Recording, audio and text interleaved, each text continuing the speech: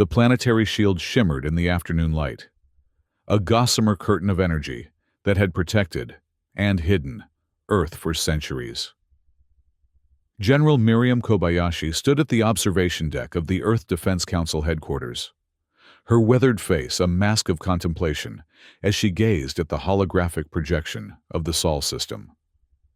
She had spent 30 years overseeing humanity's covert defenses, watching as the stellar Concord spread its influence across the galaxy, relegating Earth to nothing more than a historical footnote. "Status report on Project Chimera," she demanded, not turning from the holographic display. Dr. Elias Kwan stepped forward, datapad in hand. The xenobiologist's eyes betrayed his exhaustion. "The final gene sequencing is complete. The soldiers exhibit unprecedented adaptability, vacuum survival capabilities, bioenergetic absorption and projection, enhanced strength. But," he hesitated. "Speak freely, Dr. Kwan. We're blurring the lines between species. These soldiers, they're still human at their core, but we've incorporated zenith metabolic processes, Dravaki neural pathways. I worry about the ethical implications." General Kobayashi finally turned, her gaze sharp. "And I worry about extinction. Doctor, the Concord has viewed us as primitive for centuries, a quaint relic to be protected and ignored. That perception has been our only shield beyond the one above our heads." "And if that perception changes?" Dr. Kwan asked, though they both knew the answer. "Then, we'll need every advantage your chimeras can provide." She gestured to the hologram, expanding the view to show the larger galactic neighborhood. "Intelligence reports that Ambassador Failtor has been consolidating power within the Zenith Collective. His anti-human rhetoric grows stronger by the day." Dr. Kwan's expression darkened. He had studied the Zenith long enough to recognize the patterns. "They're preparing for something." "Yes," General Kobayashi's voice was steel. "And so are we." Across the vast expanse of space, in the crystalline chambers of the Stellar Concord's Grand Assembly, Ambassador Failtor of the Zenith Collective stood before representatives of 1,000 worlds. His luminescent skin shimmered with the ceremonial markings of his rank, tendrils of bioluminescent filaments cascading from his elongated skull.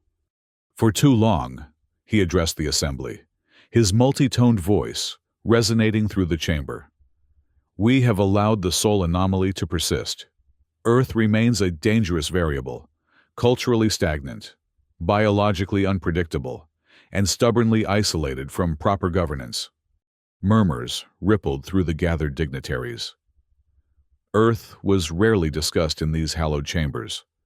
Most species viewed humans as a curiosity at best, a primitive species that had briefly ventured to the stars centuries ago before retreating behind their shield network, content to remain in self-imposed isolation. "The humans possess technology of uncertain origin," Failtor continued. "Their shield network defies our scanning methods. Their refusal to join the Concord violates the compact of civilized worlds. I propose decisive action, a formal declaration of war to bring them into compliance or face eradication." The Dract ambassador, a massive reptilian entity, rumbled with laughter. "War? Against Earth? They have no fleet, no interstellar capabilities. They tend gardens and sing songs beneath their shield. What threat could they possibly pose?" Failtor's bioluminescent markings pulsed with intensity. "That perception of harmlessness is precisely what makes them dangerous. They hide their true nature. I have studied their history, their capacity for violence, their technological leaps. No species develops as rapidly as humans once did, without harboring dangerous potential." The assembly erupted in debate, but Failtor had planned for this moment for decades. His allies spoke in turn, each emphasizing different aspects of the human problem. By session's end, the vote was cast. The Stellar Concord would issue a formal declaration of war against Earth, citing cultural stagnation, biological hazards, and refusal to join interstellar governance. Within hours, conquered fleets began to mobilize.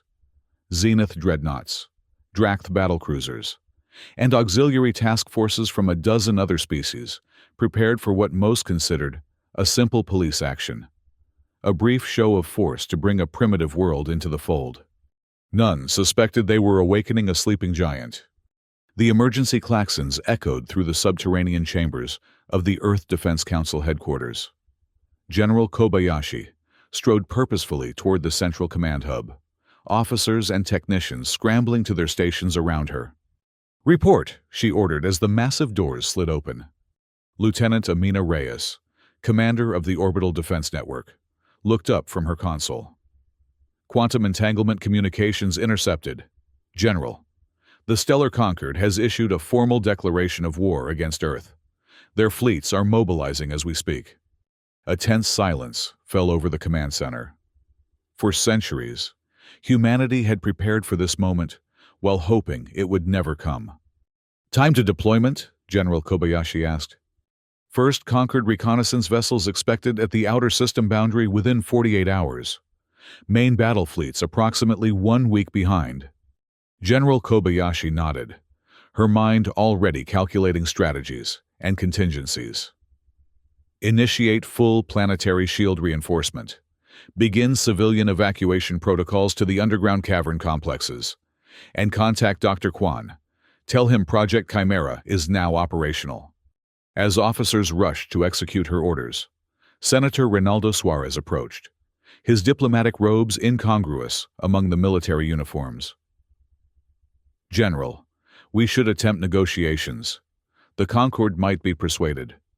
"With respect, Senator, the time for diplomacy has passed." General Kobayashi interrupted. "They've already declared war. Our intelligence suggests this has been orchestrated by the Zenith Collective, specifically Ambassador Failtor. He's wanted this conflict for decades. To what end? We've posed no threat. That's irrelevant now." She turned to face the gathering of Earth's highest military command. "Ladies and gentlemen, for generations we have maintained the illusion of technological stagnation while preparing for this day. The Conquered believes they will find a defenseless, primitive world. It's time to show them how wrong they are." In the depths of the Rocky Mountain complex, Dr. Elias Kwan stood before the sealed doors of Chimera Barracks Alpha. Behind those doors waited the future of human defense, soldiers bioengineered with hybrid technologies, capable of surviving in vacuum, wielding bioenergetic weapons grown from their own modified cellular structures.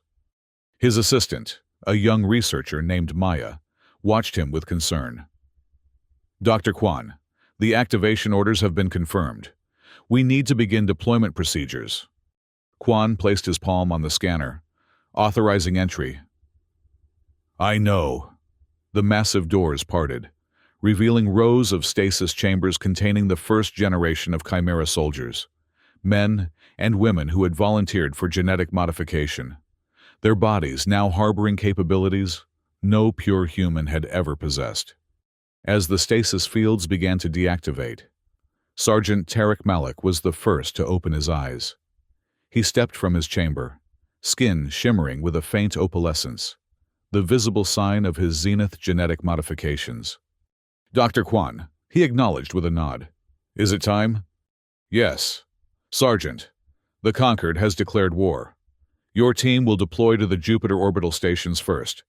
They'll be our forward defense line." As the other Chimera soldiers awakened, Dr. Kwan felt the weight of his creation. These were still humans. They retained their memories, personalities, and loyalties. But they were also something more, something he had made. The boundary between creator and weapon had never felt so thin. Beyond Neptune's orbit, the first wave of Conquered reconnaissance vessels approached the Sol system. Sleek, predatory ships designed for stealth and speed. They carried the most sophisticated scanning technology in known space. Their mission was simple: assess Earth's defenses, identify strategic targets, and prepare the way for the main invasion fleet. Commander Vexra, a veteran Zenith officer, Directed operations from the lead vessel. Maintain passive scans only. We'll penetrate to the asteroid belt before going active. The humans shouldn't have detection capabilities this far out. His tactical officer, a younger Zenith named Kelnar, seemed troubled. Commander, sensors are detecting unusual gravitational fluctuations in the Kuiper Belt region. They don't match known natural phenomena. Specifics? Micro-singularities, sir. Thousands of them, arranged in what appears to be a pattern. Commander Vexra's bioluminescent markings flickered with unease. Impossible. Human technology doesn't. The ship shuddered violently as proximity alarms screamed across the bridge. Space itself seemed to warp around them as hidden gravitational mines detonated, creating localized distortions that tore at the hull plating. Evasive maneuvers, Vexra ordered, but it was already too late. Throughout the Kuiper Belt, cloaked mines activated, creating a deadly web of gravitational shear forces. Scout ships disintegrated under the strain, their hulls compressing and twisting beyond structural tolerance. Vexra managed one final transmission before his vessel succumbed. Ambush! Sol system is defended. Weapons unknown. The message reached the advancing conquered fleets, where it was received with disbelief. Admiral Varn Omkar, Supreme Commander of the conquered expedition, reviewed the fragmented data with growing concern. Gravitational mines? That's impossible, he muttered. Earth has been under observation for centuries. They don't possess that level of technology. His executive officer, a Dract named Kravthar, rumbled thoughtfully. Perhaps our intelligence has been incomplete. Admiral Omkar's expression hardened. Double our vanguard forces. I want drone ships sent ahead to clear any additional traps. We will proceed as planned, but with caution. In the Grand Council chambers of the Stellar Concord, Ambassador Failtor received the news of the reconnaissance fleet's destruction with outward concern, but inner satisfaction. He had long warned that humans were more dangerous than they appeared. Now, events were validating his position. This aggression cannot stand, he declared to the gathered representatives. Earth has revealed its true nature, a primitive species hiding advanced weaponry, waiting to strike. We must accelerate our time frame and commit fully to this conflict. Several representatives shifted uncomfortably. What had seemed a simple police action now carried unexpected complications.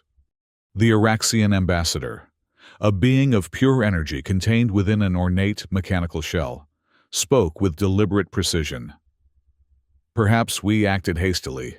If Earth possesses unexpected defenses, diplomatic channels might— Diplomacy, Failtor interrupted. They've just destroyed a peaceful reconnaissance mission. Their actions speak for themselves. His tendrils writhed with intensity. I move that we authorize the immediate deployment of the entire Concord battle fleet, including Zenith dreadnoughts and all auxiliary forces. The motion passed, though with more abstentions than Failtor had anticipated.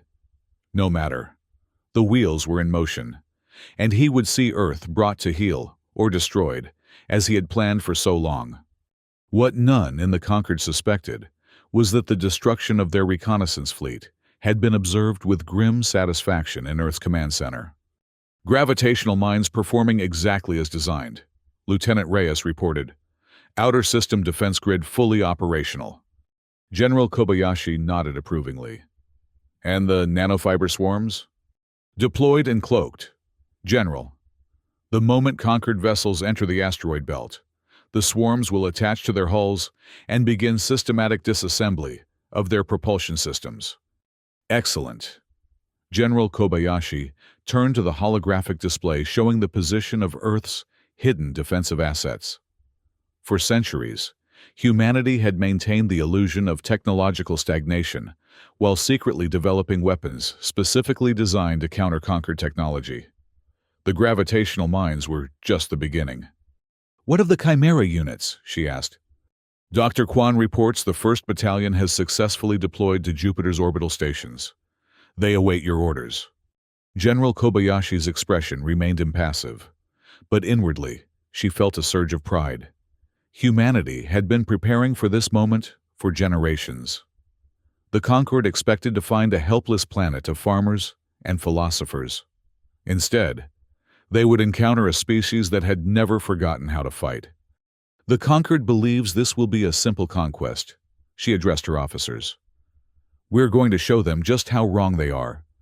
As the main Concorde battle fleet approached the asteroid belt, their advanced drones detected no further signs of the gravitational mines that had destroyed their reconnaissance vessels. Admiral Amkar took this as a positive sign. Perhaps the humans had expended their primary defenses in that initial ambush. Proceed with the invasion as planned, he ordered. All ships, maintain battle formation as we approach Mars orbit. The massive fleet moved forward. Thousands of vessels ranging from small interceptors to gigantic dreadnoughts. Among them was the Zenith flagship Imperator's Wrath, a vessel the size of a small moon, its crystalline hull gleaming in the distant sunlight. As they crossed the asteroid belt, Admiral Amkar allowed himself a moment of relief. There had been no further attacks, no sign of human defenses. Perhaps the gravitational mines had been their only significant weapon, an impressive but limited technology. His relief was short-lived. Admiral, his tactical officer reported urgently. Engineering reports propulsion systems are showing unexplained degradation. Power output dropping across multiple vessels. Cause? Unknown, sir. There's nothing on our scans, but... Wait. The officer manipulated his console, enhancing visual feeds from the ship's external cameras. There's something on the hull. Microscopic entities. They appear to be consuming the drive systems. Throughout the fleet, alarms sounded as ship after ship reported similar findings. Nanofiber swarms, invisible to conventional sensors, had attached themselves to conquered vessels and begun systematically disabling their propulsion technology. Purge the hulls, Admiral Amkar ordered. Electromagnetic pulses, radiation sweeps, whatever it takes. But the nanofibers had been specifically designed to resist standard countermeasures. They continued their work, reducing the fleet's mobility and causing widespread confusion among conquered forces. In the Jupiter orbital stations, Sergeant Malik and his Chimera squad watched the conquered fleets advance with predatory anticipation. Their modified bodies could sense the electromagnetic fluctuations of the approaching vessels, a side effect of their hybrid biology. They're slowing, Malik observed. The nanofibers are working. Dr. Kwan nodded, studying the tactical display.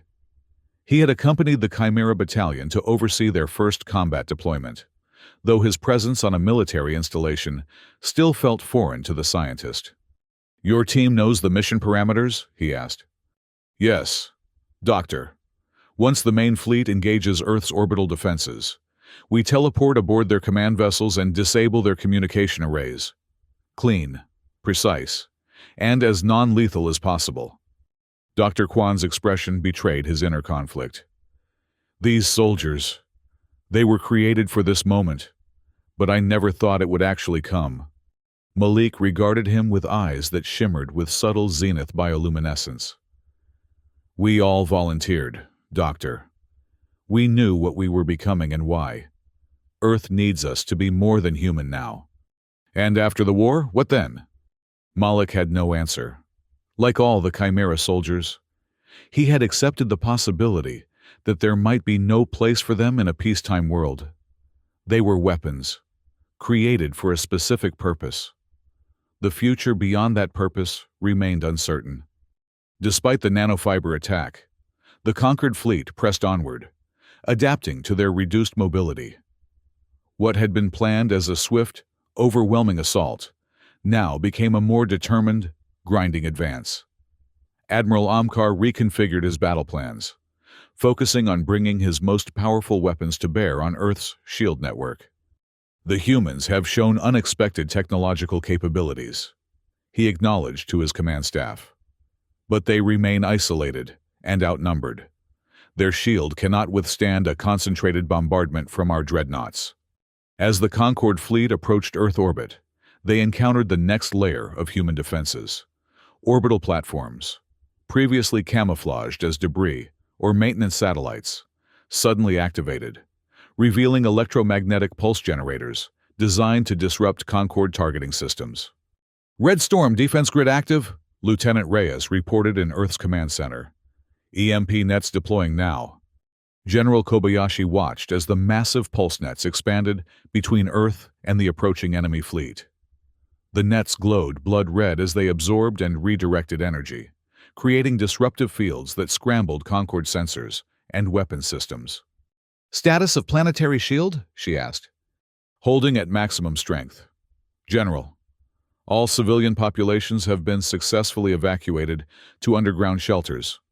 General Kobayashi nodded grimly. The true test was yet to come.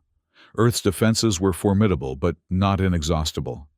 Everything depended on executing their counterattack at precisely the right moment. "Signal Dr. Kwan," she ordered. "Operation Chimera is go."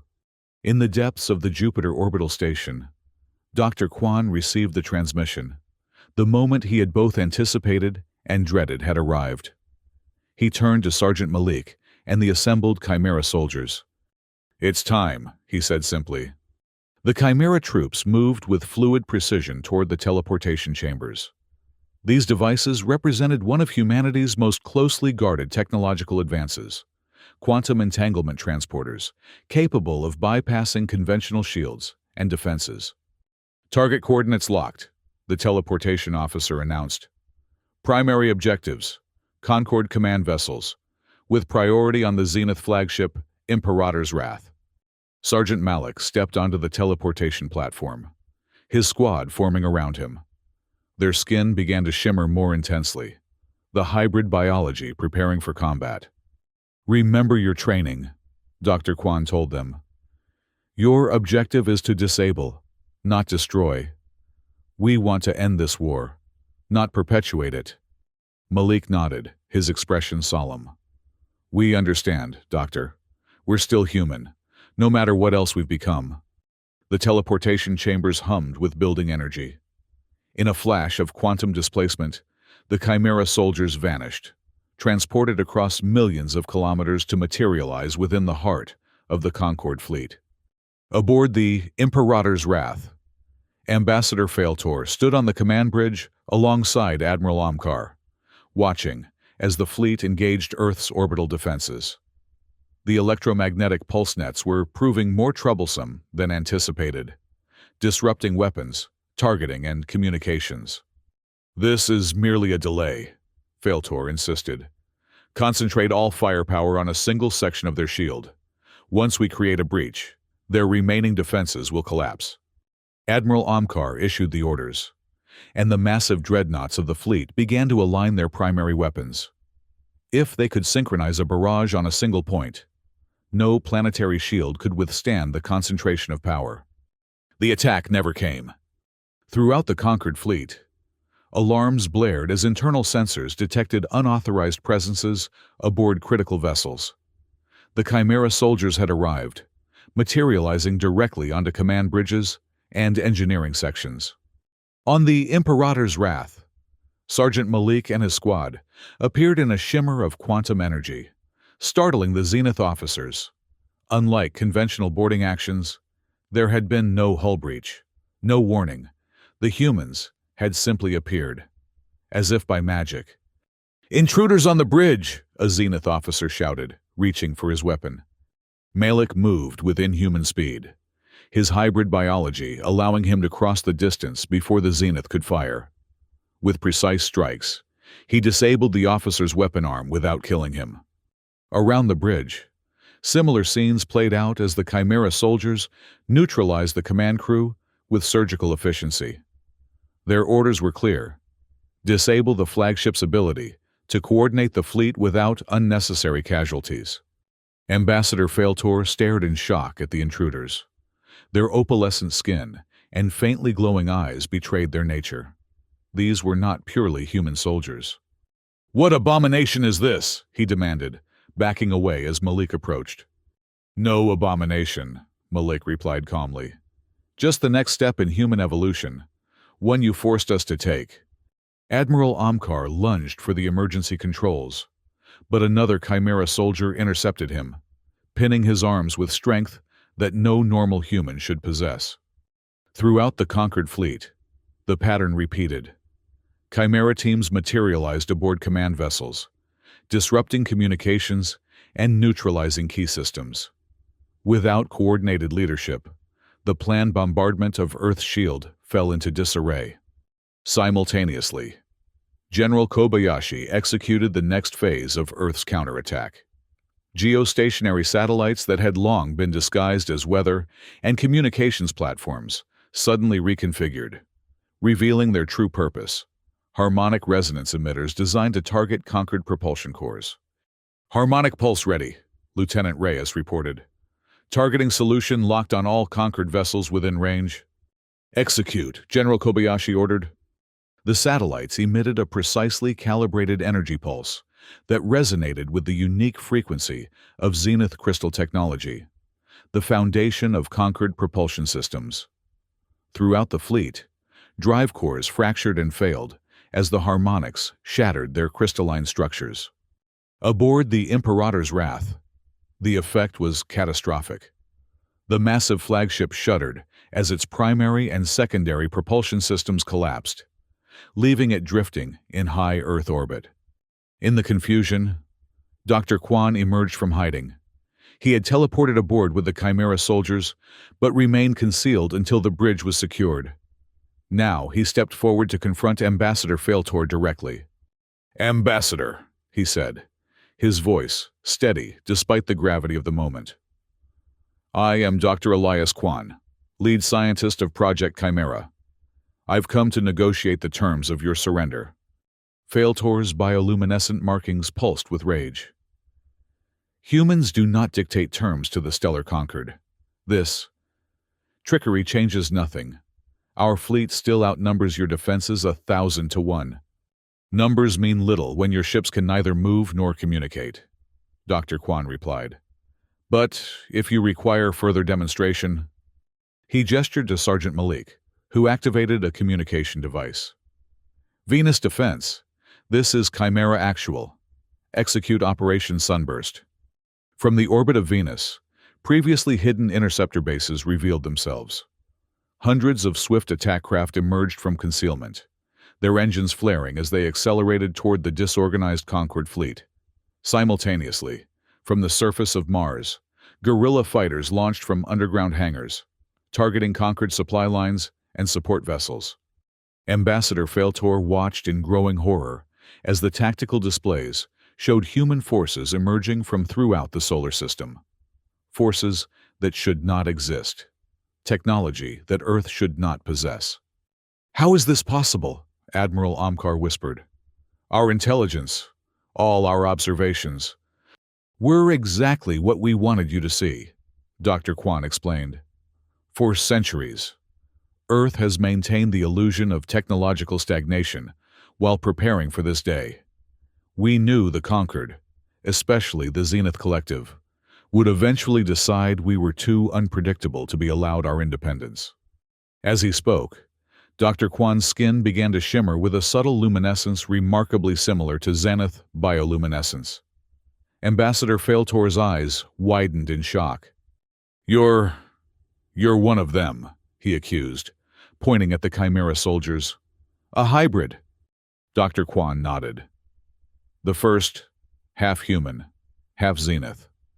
My modifications were less extensive than those of our soldiers, designed to enhance intellect rather than combat ability. I've spent my life building bridges between species, Ambassador. Bridges you seem determined to burn." On the tactical displays, the situation for the conquered fleet grew increasingly dire. Without coordination, without functioning propulsion, and under attack from multiple directions, their overwhelming numerical advantage meant little. Ship after ship reported critical systems failures or surrendered outright. Admiral Amkar, a pragmatist at heart, recognized the inevitable. "Ambassador, we must consider our options. The humans have neutralized our offensive capabilities without destroying our vessels. there showing restraint. Failtor's tendrils writhed with conflicting emotions. Restraint? They've humiliated the Concord. They've been deceiving us for centuries. As you deceived them, Dr. Kwan countered, presenting yourselves as benevolent overseers while plotting their eventual subjugation or destruction. He stepped closer to the ambassador. But it doesn't have to end in further bloodshed. Earth is willing to negotiate peace, real peace, based on mutual respect rather than the illusion of superiority. The turning point came when additional conquered vessels, arriving as reinforcements, witnessed the state of the main fleet. Demoralized by the unexpected resistance and the apparent ease with which humans had neutralized their supposedly superior technology, many conquered admirals ordered retreat to deep space corridors, abandoning the invasion. Ambassador Failtor, seeing his grand plan collapsing around him, made a final, desperate attempt. He lunged toward a backup communications console, intent on ordering the remaining dreadnoughts to bombard Earth, regardless of targeting capabilities, a spite-driven attack that would kill millions. Sergeant Malik intercepted him, moving with the enhanced speed of his hybrid physiology. He restrained the ambassador with firm but measured force. Enough, Malik said, his voice carrying the weight of humanity's determination. This war is over. In the days that followed, the skies above Earth gradually cleared of enemy vessels. The once impenetrable Zenith Collective Navy retreated in disarray, broken not by overwhelming force, but by precise, surgical strikes and the revelation that their perceived technological superiority had been an illusion. Underground cities emerged from lockdown, civilians witnessing the aftermath of a war that had nearly ended before most realized it had begun. Earth stood bloodied but unbroken, its defenses having proved more than equal to the challenge. In the Earth Defense Council headquarters, General Kobayashi addressed the gathered military and civilian leadership. The immediate threat has been neutralized, but our work is just beginning. The conquered now knows our true capabilities. The element of surprise is gone. Senator Suarez, who had once advocated for diplomacy over defense, nodded in agreement. And yet, we've shown remarkable restraint. We disabled rather than destroyed their fleet. That gives us a foundation for negotiations. What does the Concord want now? Someone asked. They've requested parley, General Kobayashi replied. Surviving envoys have approached with terms for a ceasefire. More significantly, the Council has convened emergency hearings to reassess their intelligence on Earth.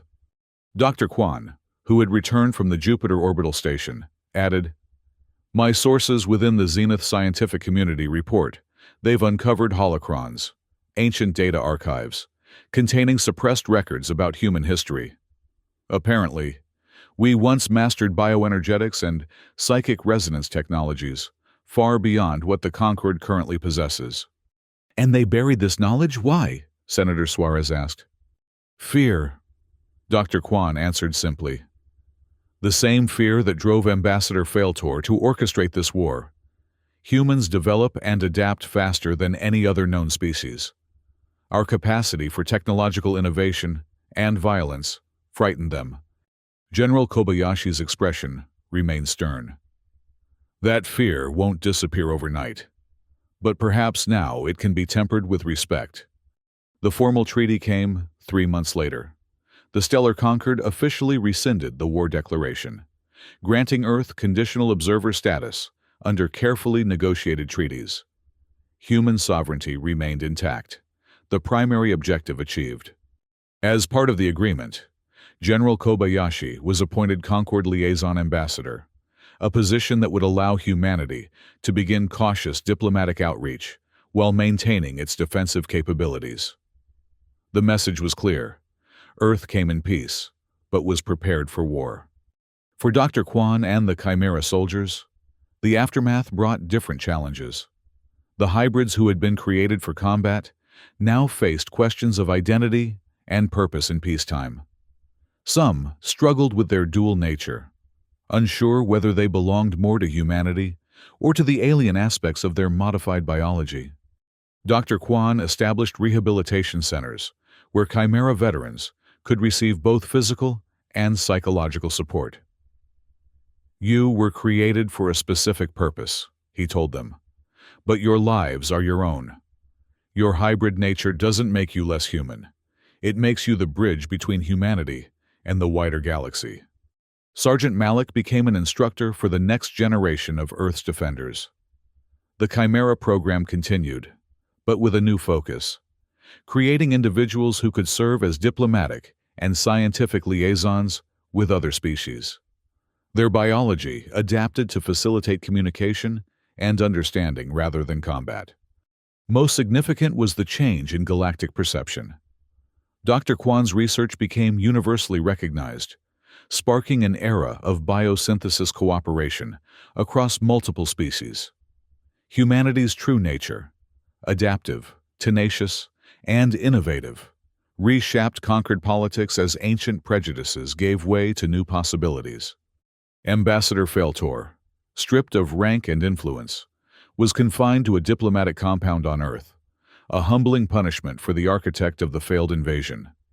There, under Dr. Kwan's supervision, he reluctantly began to study human culture and history without the filter of zenith propaganda. "Your species continues to confound me," Failtor admitted during one of their sessions. "You possess the capability to destroy our fleet, yet you chose restraint. Why?" "Because the purpose of strength isn't domination," Dr. Kwan replied. "It's protection, of ourselves and eventually others. Humanity didn't want to rule the galaxy. We simply refused to be ruled." On the newly reinstated surface of Earth, in a small farming community that had emerged from underground shelters, a young girl named Layla watched as conquered starships departed in starlit corridors. The massive vessels, once instruments of intended destruction, now carried the first human diplomatic missions to distant worlds. "What happens now?" she asked her father, a veteran who had served in the orbital defense grid. "Now we take our place among the stars," he answered. "Not as conquerors or subjects, but as equals." They declared war on Earth without understanding what we really are. "And what are we?" He smiled, watching the distant ships fade into the darkness. "Survivors, innovators, explorers." He placed a hand on her shoulder. "And now, thanks to Dr. Kwan and the others, we're something else too." "What's that?" "Bridges," he said, "between what was and what could be." Above them, the planetary shield that had long hidden Earth from the galaxy shimmered with a different purpose now, not to conceal, but to protect a world that had finally reclaimed its place among the stars. The legacy of "they declared war on Earth" would endure as a cautionary tale throughout the conquered. Never assume a species' limits, especially when that species is human. For humanity, a new chapter had begun, one written not in the language of war, but in the more complex dialect of peace, hard-won through strength and wisdom. Earth had revealed its true nature, not as a primitive relic, but as a sleeping giant whose awakening would forever change the course of galactic history.